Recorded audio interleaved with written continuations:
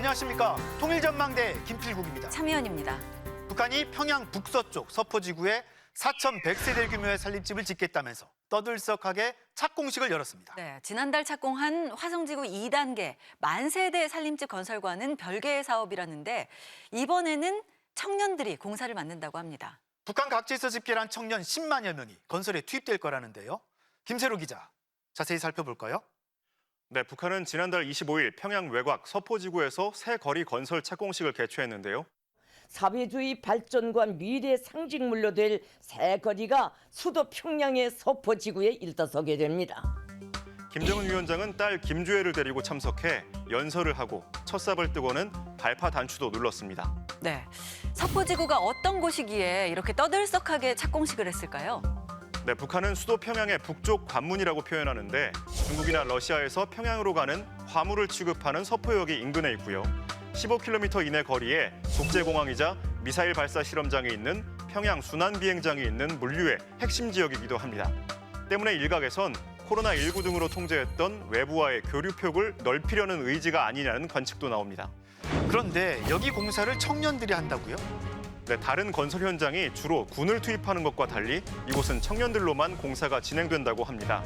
김 위원장도 연설을 통해 청년 동맹과 백두산 영웅 청년 돌격대에 통째로 맡기기로 했다면서 41번이나 청년을 언급하며 독려했습니다.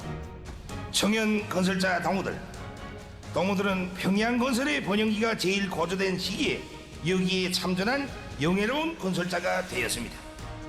북한 각지에서 건설장에 자원한 청년이 10만 명이 넘는다고 선전하는데요.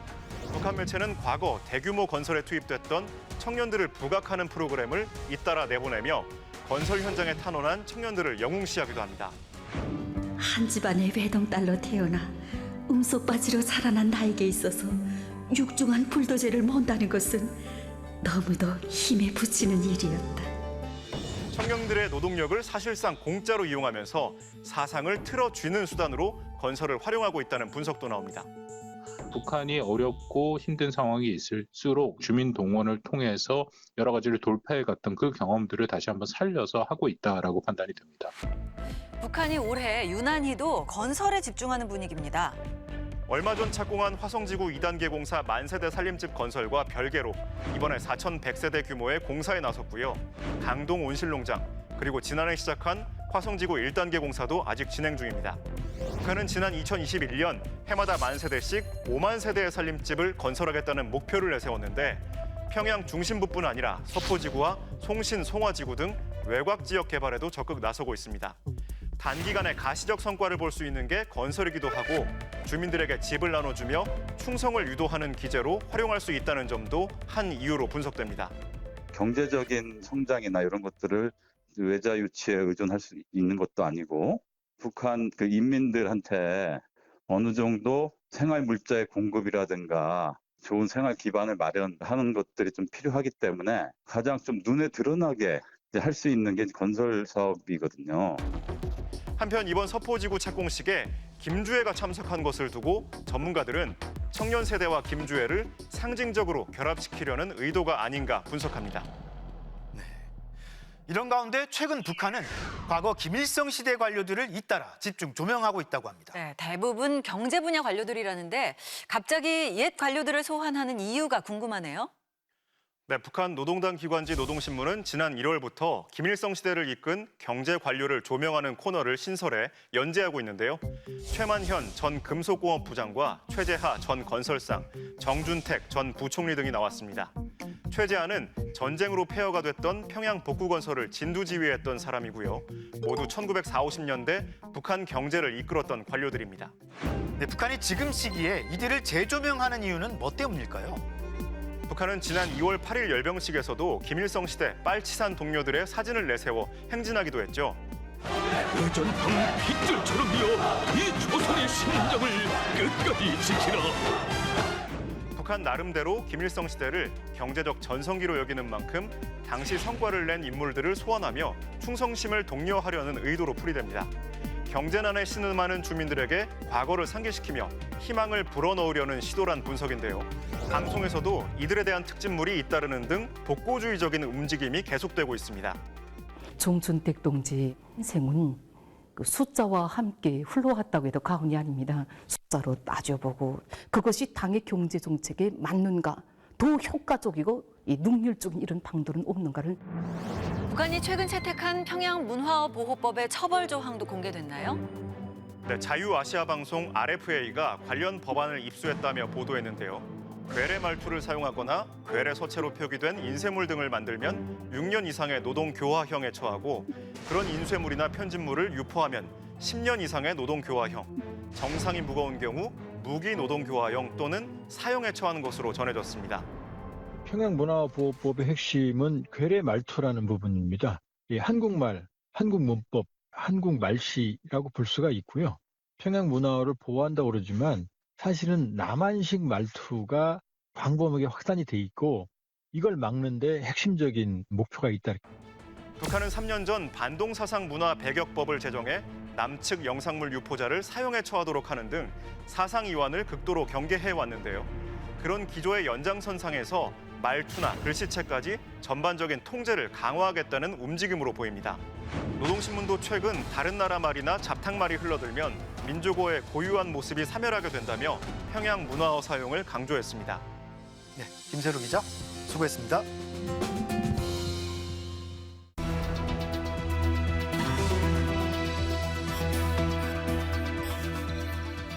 추수한 지 얼마 지나지 않았는데도 북한 일부 지역에선 굶어 죽는 사람이 있다는 관측이 나올 만큼 식량 상황이 심각하다고 합니다. 네, 북한은 나흘 동안 노동당 중앙위원회 전원회의를 열고 농업 문제를 집중 논의했는데요. 김정은 위원장이 직접 농업 발전에 부정적인 내적 요인이 있다고 지적했다죠. 네, 어떤 문제가 지적됐고 또 어떤 대책이 나왔는지 최유찬 기자가 분석해봤습니다.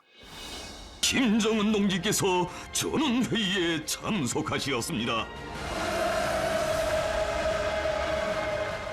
김정은 위원장이 직접 진행한 노동당 중앙위원회 전원회의의 안건은 농촌 문제, 인민경제 계획 수행, 국가재정 금융사업 등이었습니다. 식량난, 물자와 에너지난, 재정난 등 경제 전반의 심각한 문제들을 다룬 겁니다. 그중 가장 중점을 둔 건 농업 문제입니다. 농촌 문제를 사회주의 공산주의 건설기업 실현에서 반드시 풀어야 할 전략적 문제로 중시하고 식량 상황이 심각한 만큼 나흘간의 일정 중 대부분을 김정은 위원장이 직접 주관했습니다. 특히 김정은 위원장은 농업 발전을 위해서는 내부의 부정적 요인을 찾아야 한다고 강조했습니다.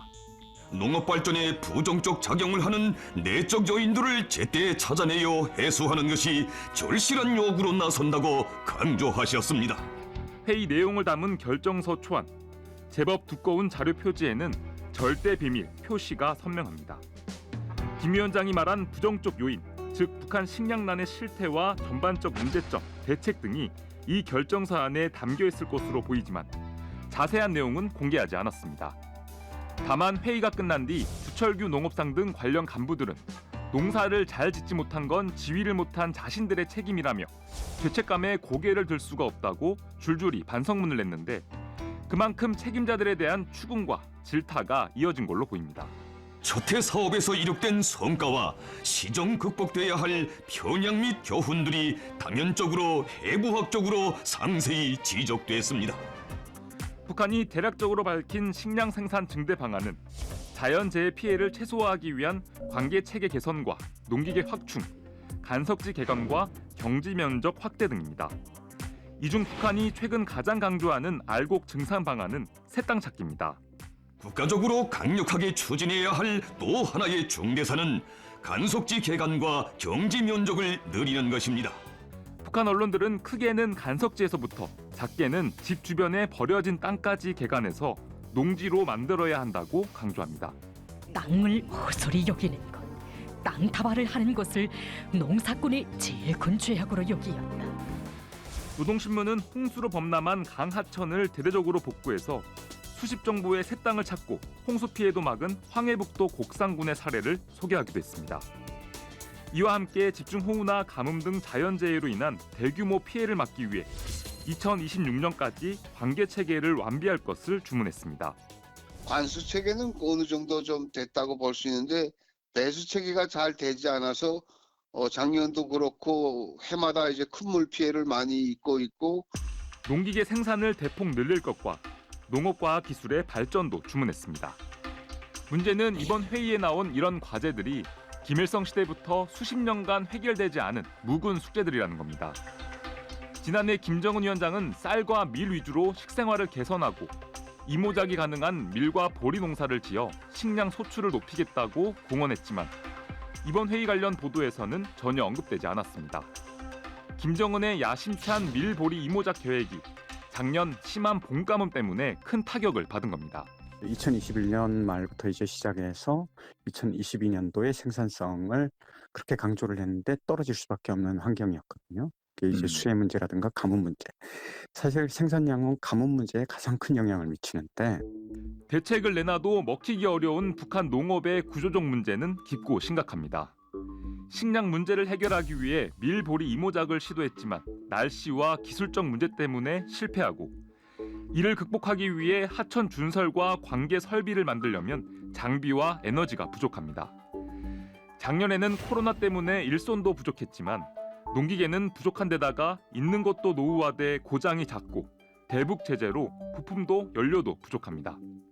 사람 머리수 가지고 농사를 계속 지어왔고 아직도 이제 북한 농촌에서는 소가 농업 생산의 주요 수단으로 이제 이용되고 있거든요. 그래서 이제 농기계 생산을 이제 많이 강조하면서 농기계를 많이 그리고 현대적으로 개조할 때 대한 문제를 이제 이야기했고 북한은 이번 회의에서 기상수문, 농업과학연구진, 농업기계를 만드는 공업 분야 등이 모두 달라붙어 농촌을 지원해야 한다고 강조했지만 여전히 특별한 대책은 보이지 않았습니다. 2022년 추수 이후 식량 부족분은 약 100만 톤. 북한은 민간에 풀었던 전시 비축미를 다시 채우기 위해 농민들과 일반 주민들에게 애국미라는 이름으로 곡식 헌납을 유도하고 양정법을 개정해 국가가 농민들로부터 더 많은 곡식을 싼 값에 수매해 주민들에게 식량을 배급하고 있습니다. 하지만 시중 유통되는 곡식이 절대 부족해 쌀값이 급등하고 일부 지역에는 아사자가 발생하는 것으로 알려졌습니다. 북한 당국이 이렇다 할 대책을 내놓지 못하는 상황에서 북한 언론들은 애국이 문제의 해결책이라고 강조합니다. 지금은 나라의 쌀떡을 가득 채우는 사람이 참된 애국자입니다. 애국의 마음을 지니면 없던 농지도 눈에 보이고 각오만 투철하면 새 땅을 만들어 많은 식량을 생산해 애국할 수 있다는 겁니다. 북한도 식량 문제를 초미의 문제, 전략적 문제라면서 현재의 식량난을 걱정하면서도 이를 해결할 외교적인 노력이나 국경 개방의 움직임은 보이지 않는 상황. 몇 해 안에 농업 생산의 근본적인 변혁을 이뤄내기 위한 방법으로 간부들의 노력을 쥐어짜고 주민들의 애국심에 호소하고 있습니다. 통일전망대 최유찬입니다.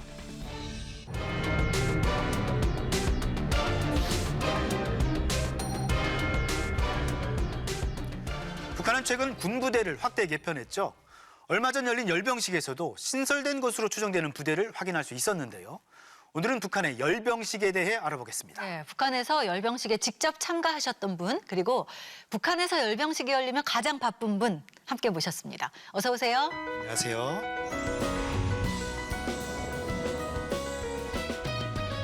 열병식에 직접 참가했던 분을 찾기가 쉽지가 않았는데요. 언제 참가하신 거예요? 그리고 어떤 기억에 남는 일이 있으세요? 네, 저는 북한에서 군 생활할 당시에 1997년 4월 25일 조선인민군 창건일이었는데 네, 그때 어떻게 다행히 또 부대에서 좀 선출되어 가지고 네, 그렇게 열병식에 처음 참가를 했었습니다. 네, 다행이에요. 네.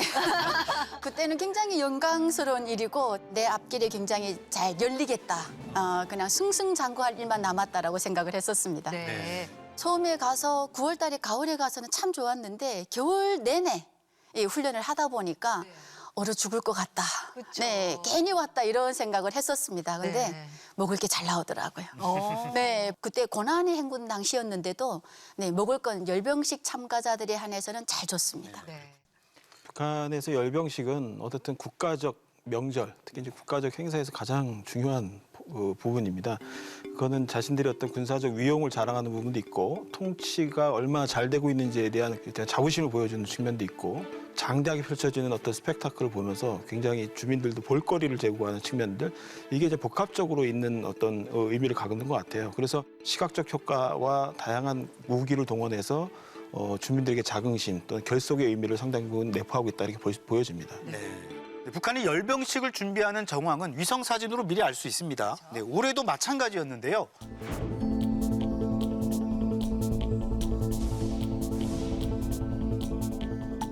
꽤 오랜 준비 과정을 거쳐서 2월 8일 인민군 창건일에 열병식을 했습니다. 김일성 광장에 환하게 불을 밝힌 지난 2월 8일 밤. 북한 군인들이 열병식을 위해서 김일성 광장으로 향하는 모습을 카메라가 담았습니다. 창전거리 야경을 배경으로 군인들이 늘어서서 입장을 기다리는데요. 이날 열병식엔 총 60개의 종대가 참가했다고 합니다. 야광 조명이 달린 옷을 입은 군인들의 스카이다이빙과 에어쇼까지 빛의 열병식이라고 해도 과언이 아닐 정도였습니다.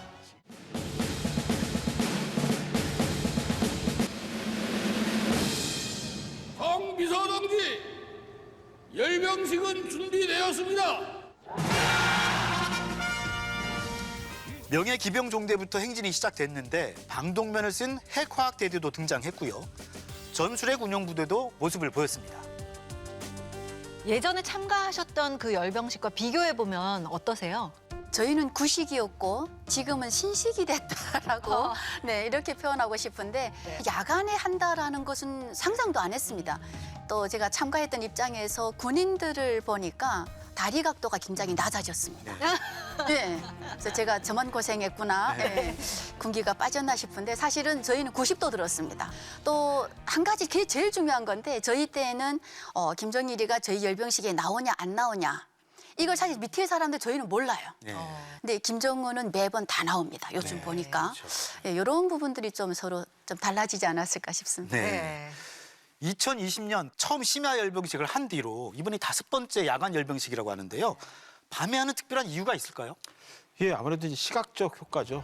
야간에 했을 때 각종 조명을 사용할 수 있는 부분들 그리고 또 그것을 통해서 화려하게 뭔가 전시적으로 디스플레이할 수 있는 부분들이 생기기 때문에 아마 이제 그런 시각적 효과를 극대화하는 차원에서 야간에 하는 것으로 보여지고 또 하나는 좀 긴 맥락에서 보면은 김정은 위원장이 보여주고 있는 여러 그 행보 중에 하나는 뭐냐면 대외적으로 어떻게 내가 보여주느냐 또는 우리 국가가 어떻게 보여주냐에 대해서 굉장히 많은 관심을 갖고 있다. 그래서 집권한 이후 제일 먼저 한 게 뭐냐면 국제 비행장을 갖다 제일 증축하는 거였고. 도시를 갖다 개발해가지고 거리를 엄청나게 크게 조성한다든가 이런 부분들이 다 자신이 통치한 성과들이 어떻게 시각적으로 표현되고 보여지냐에 굉장히 관심이 많은 건데 열병식도 이제 그런 일환으로 이제 볼 수 있고요.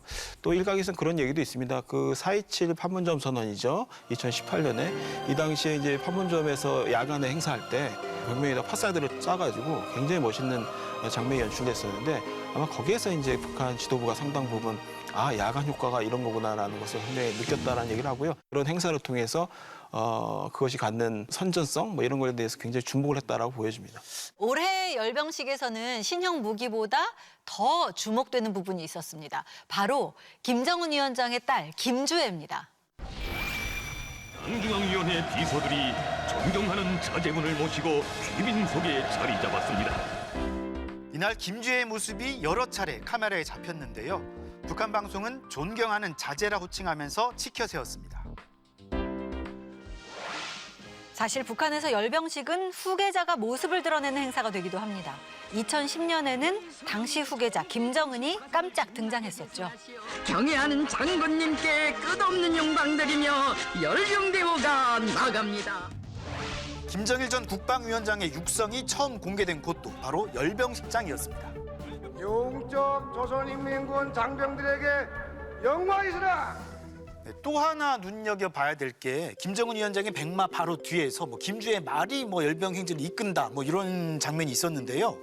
이 장면뿐만이 아니라 최근 김주애가 자꾸 부각이 되면서 뭐 후계자설까지 나오고 있는데 어떻게 보십니까? 물론 이제 보여지는 이미지상에서 김주애가 강조되고 있는 것은 맞긴 맞는데 이게 바로 후계자로 연결된 만큼의 어떤 그 증거가 되느냐라고 측면에서는 좀 신중할 필요가 있는데요. 그 이유는 뭐냐면 북한에서 지금까지 후계의 구도들이 일정한 패턴을 갖고 있었던 부분이 있습니다. 일단 그 군내 통솔을 해야 되는 군 통솔자가 되는 거고 최고 사령관이 되는 거기 때문에 계급장을 달아야 됩니다. 그 계급장을 달기 위해서 사전에 군 경력을 또 쌓는 부분이 있는데 과연 이제 김주애의 역량이 이제 그 정도가 될 수 있느냐, 위상이 될 수 있냐 부분이 있고 또 하나는 이제 결정적으로 김주애가 만약에 후계자가 됐을 경우에 그 다음 후계자를 우리가 생각을 해볼 수밖에 없거든요. 다음 김주애 후계자는 그러면은 김 씨가 아닌 사람이 돼야 된다는 얘기가 됐거든요. 그래서 오히려 군 행사를 통해서 강조하고 싶은 것은 우리 국가가 안전해졌다. 그리고 우리 미래 세대가 더 안전해졌다라는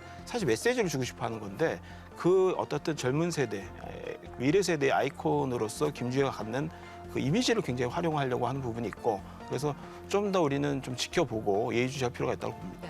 지금 말씀하신 대로 이 북한 당국이 열병식을 통해서 어떤 메시지를 전하는 입장이라면 여기에 직접 참가하는 군인들 그리고 실제 주민들은 어떤 생각을 하게 될까요? 저희가 열병식 참가하고 집에 딱 가면 그때 당시는 열병식 복장이 따로 있었습니다.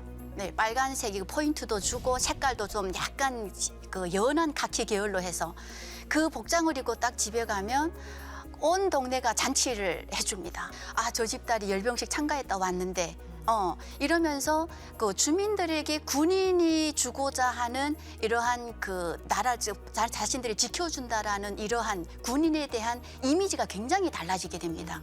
네, 그래서 아마 그러한 열병식은 뭐 그냥 군인들이 나와서 행진한다는 거로 끝나는 게 아니라 사회적으로 주민들에게 이러한 군이 있고 지도자가 있음으로 인해서 굉장히 안정감이 있는 이러한 나라를 만들어갈 거라는 이러한 메시지도 같이 주는 것 같습니다.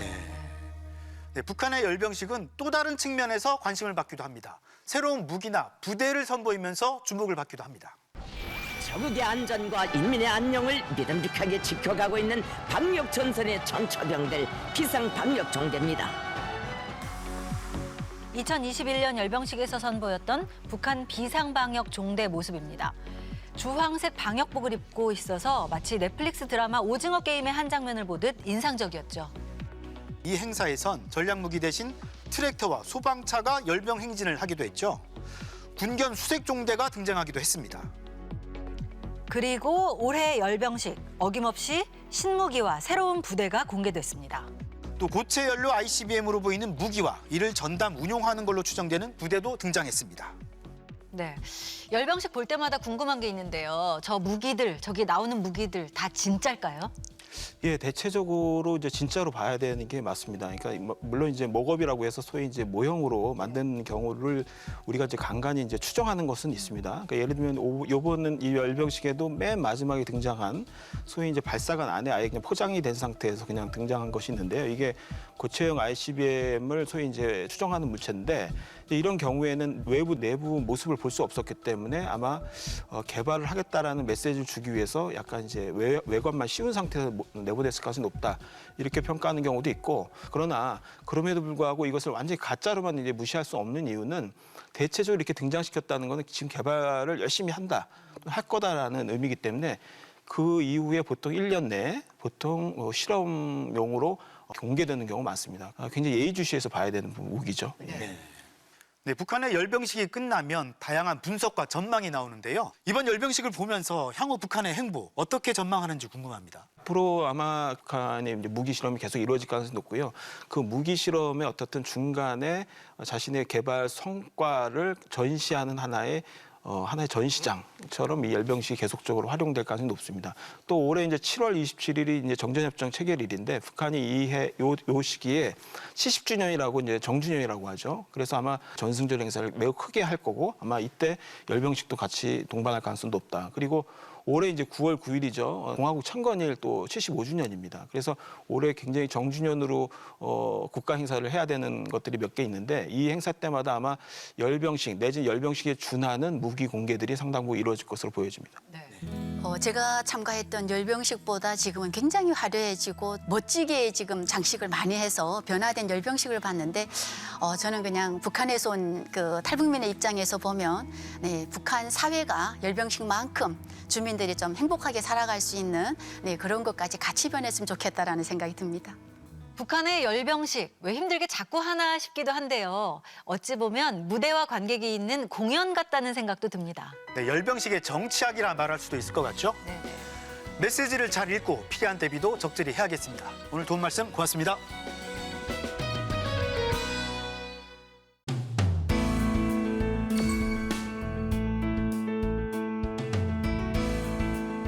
동남아시아에서 가장 늦게 개혁 개방을 한 사회주의 국가가 라오스라고 하네요. 네, 북한과 수교한 지 50년 가까이 됐고 친밀한 관계를 유지하고 있다는데요. 그래서인지 북한과 비슷한 모습도 많다고 합니다. 네, 이곳을 남한과 북한 그리고 외국 출신의 청년들이 함께 찾아가 뜻깊은 시간을 가졌다고 합니다. 그 현장을 이상현 기자가 동행 취재했습니다. 중국, 태국, 베트남 등으로 둘러싸인 동남아시아의 유일한 내륙국 라오스. 한반도와 비슷한 면적이지만 인구는 760만 명에 불과하고 태국과 프랑스의 식민지였다가 1975년 베트남과 함께 공산화된 사회주의 국가인데요. 공산화 이후 경제가 곤두박질치자 이웃나라인 중국, 베트남을 따라 개혁 개방에 나섰지만 상대적으로 더디게 발전하다 2000년대 이후부터 많은 변화가 이루어지고 있는 곳입니다. 제 뒤에 보이는 건축물은 라오스의 독립을 기념하기 위해 프랑스의 개선문을 보다 만들어진 승리의 문, 빠뚜사입니다. 라오스의 중심인 곳인데요. 이 라오스의 수도 비엔티안에 특별한 손님들이 찾아왔습니다. 아직도 1960, 70년대 한국의 풍경과 비슷한 모습이 많은 라오스에 도착해 버스에 오르는 한 무리의 청년들. 어렸을 때부터 되게 국제사회 관심이 많았었는데 성향도 워낙 외향적이고 거 참여하는 걸 좋아하다 보니까 대외 활동을 되게 많이 찾아서 했었어요. 이제 이후로 또 통일이랑 키워드에 관심이 생겨가지고 북한 관련 단체들이 통일부의 후원을 받아 진행해온 북한 인권의제 발굴단 교육 프로그램에 참가한 20, 30대들로 6개월에 걸쳐 국내에서 교육과 발표 등의 시간을 가진 뒤 현장 견학에 나섰습니다. 북한하고 좀 비슷한 과거의 어떤 역사적 경험을 공유하고 있는 국가 중에 그렇지만 현재의 북한과 조금 다른 소위 말하는 개혁 개방을 해서 그 약간 성과가 있는 국가를 직접 보면 북한을 변화시키는데 뭔가 이렇게 아이디어를 이들만의 또 시각으로 한번 해석하고 볼 수 있지 않을까라는 생각으로. 견학단은 남한의 20, 30대 MZ세대와 북한의 장마당 세대인 20대 탈북 청년들 그리고 같은 세대의 외국인으로 꾸려졌는데요. 북한을 바라보는 시선이 서로 다른 만큼 서로의 경험과 생각 그리고 50년째 북한과 수교를 맺고 있는 사회주의 국가 라오스에 대한 느낌을 공유하는 것만으로도 값진 시간입니다. 라오스에 와서 좀 버스 타고 막 이렇게 길 다녀보고 건물들 보고 하니까 진짜 북한이랑 되게 비슷하구나. 내가 아는 북한이랑 여기랑 정말 좀 차이 나는 것도 있지만 같은 게 되게 많구나라는 생각이 드는 것 같아요. 사회주의 국가인 라오스는 불과 10년 전인 2013년 세계무역기구 WTO에 가입하며 시장 경제체제로의 전환을 완성했습니다. 그 이후 이렇게 현대적 대형 쇼핑몰들도 곳곳에 들어섰는데요. 때문에 향후 북한의 시장 개방, 통일 이후 한반도의 미래를 점쳐볼 수 있는 좋은 예로 평가받는 곳입니다. 외국의 유명 브랜드들이 들어와 있는 쇼핑몰, 외국인 등 인파로 가득한 여행자 거리, 밤마다 불을 환하게 밝히며 그 어느 곳보다 활기가 넘치던 야시장까지 라오스 수도의 이곳저곳을 둘러보고 교민들의 경험담과 설명을 들으며 북한의 개혁 개방을 꿈꿔보고요. 공산 체제로 진행을 해봤는데 이게 너무 힘드니까 경제 개방을 해버린 거죠. 경제 개방하면서 라오스에서 그 사유권이 인정이 됐고, 그다음에 뭐 토지라든지 개인 재산이라든지 이런 게 다 인정이 됐고, 그다음에 외국의 투자 유치가 들어왔고, 그러면서 이제 라오스가 계속적으로 좀 더디긴 하지만 쭉 발전해 오고 있는 상황이었죠. 현지 식당에선 라오스 음식과 이국적 모습의 남한 음식, 또 여러 북한 음식들도 맛보며 간접적으로 남아 미각 여행도 떠나봅니다. 냉면 처음 먹어봐요. 평양냉면? 네. 처음 먹어요. 그리고 비엔티안 외곽을 달려 찾아간 한국 학교. 한류의 영향 등으로 유치원부터 대학교까지 수백 명의 라오스 학생들이 한국에 대해 공부하고 한국 말을 익히는 공간인데요. 일하러 가고 싶다가 첫 번째고 두 번째가 공부하러 가고 싶다. 이게 가장 큰 목적이죠. 이곳에서 같은 세대인 라오스 대학생, 시장 개방 이후에 태어나고 자라온 친구들을 만났고요. 지금 한국어 배우고 있잖아요. 어떤 한국 단어가 제일 좋아요? 사랑해요. 사랑해요. 이 개방 이후 세대들과의 대화를 통해 북한에 대한 나름의 생각도 정리해 봅니다.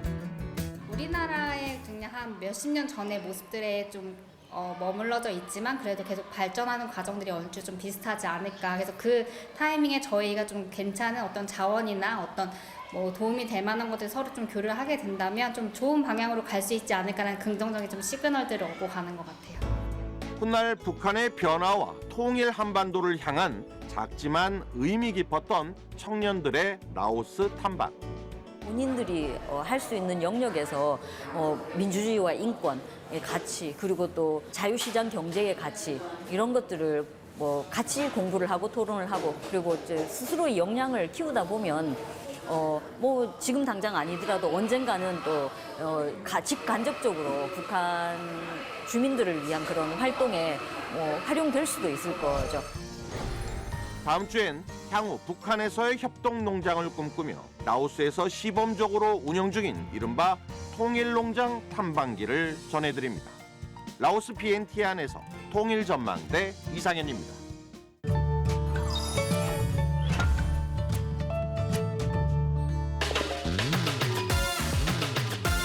고마다 어때? 아니야 고마다 아니야 고마다 왜 아닌데? 아닐 것 같다고. 고마다는 그냥 어쩔 수 없어. 고마다는 그냥 아니야 대하고 고마다는 뭔 소리야? 비와 눈 주위의 검은색 반점이 매력인 판다. 북한에서는 참대곰이라고 합니다. 참대곰을 닮은 아저씨, 참대곰의 재롱과 같은 예문이 확인됩니다.